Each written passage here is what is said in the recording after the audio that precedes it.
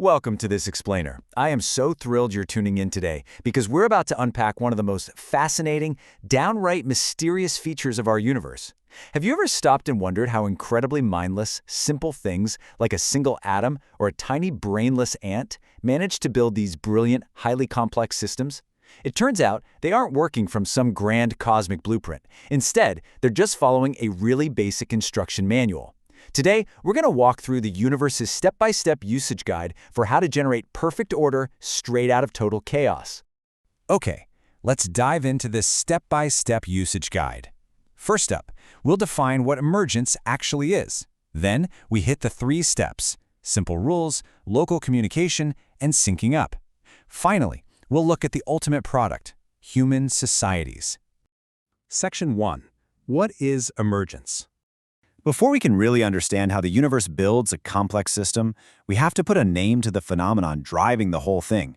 Emergence is basically when small things team up to form bigger things that have totally different properties than the sum of their parts. In a nutshell, it's complexity arising from sheer simplicity. And the crazy thing? It is absolutely everywhere. It's the secret engine running the world around you. To perfectly illustrate this, think about something as basic as water. If you take a damp cloth and zoom way in, wetness itself doesn't actually exist down there. At the micro level, you've just got individual water molecules wedged between the cloth's atoms. Those solo molecules, they have zero concept of being wet. Wetness is an emergent property. It's a completely new trait created entirely by thousands of tiny, rapid-fire interactions between those molecules.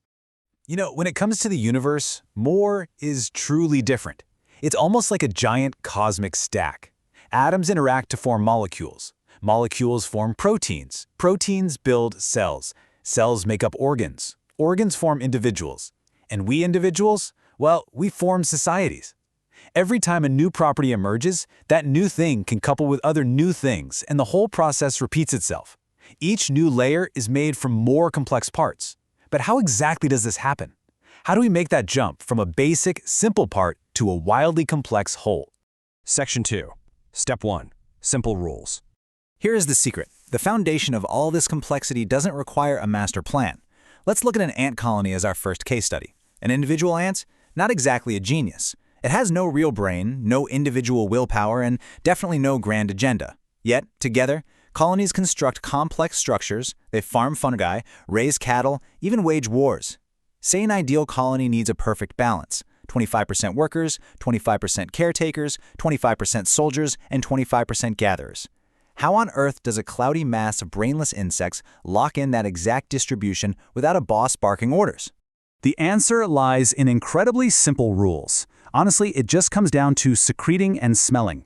Ants communicate their current job via chemical secretions, and they just keep a running tally of who they bump into. A worker ant is basically constantly sweating out a chemical that says, "Hey, I'm a worker." When ants cross paths, they give each other a quick sniff to gather data about what the other one is doing. That's it. That's the foundational rule. Secrete and smell. Section 3. Step 2. Local communication. Let's see how this builds when things go terribly wrong. Imagine a disaster strikes our colony. A hungry anteater swings by and gobbles up most of the gatherer ants. If they don't fix this fast, the whole colony is going to starve. So how do you tell thousands of worker ants to abruptly switch jobs? Well, you don't. You rely on a mechanical algorithm. The worker ant just keeps doing step 1, smelling neighbors.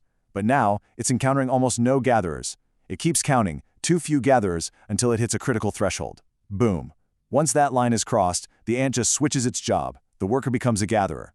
Thousands of other ants independently do the exact same thing until the balance is completely restored. No central command, zero panic. Just simple rules and local communication saving the day. Section 4.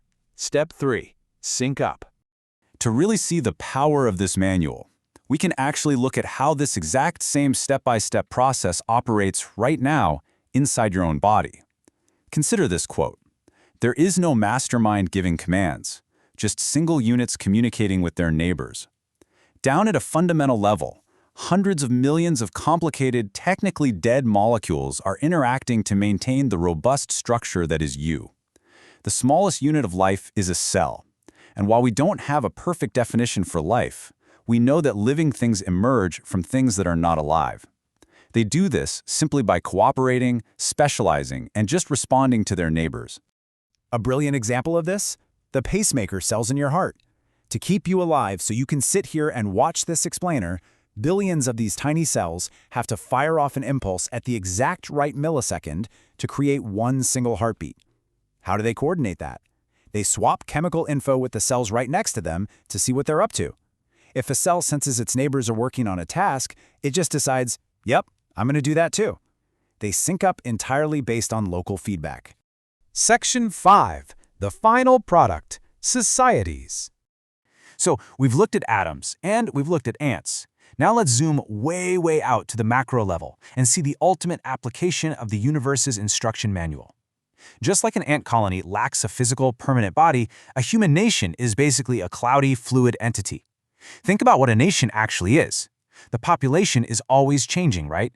Institutions are temporary. Borders shift around. Flags and symbols get swapped out, and entire physical cities are built up and eventually abandoned.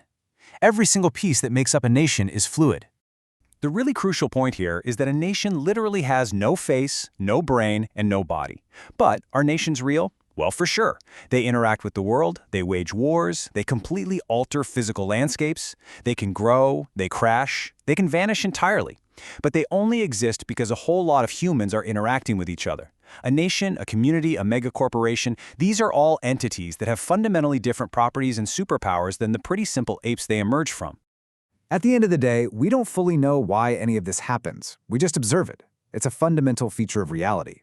And honestly, it leaves us with some massive provocative questions, like is our own consciousness just an emergent property of the individual cells in our brain?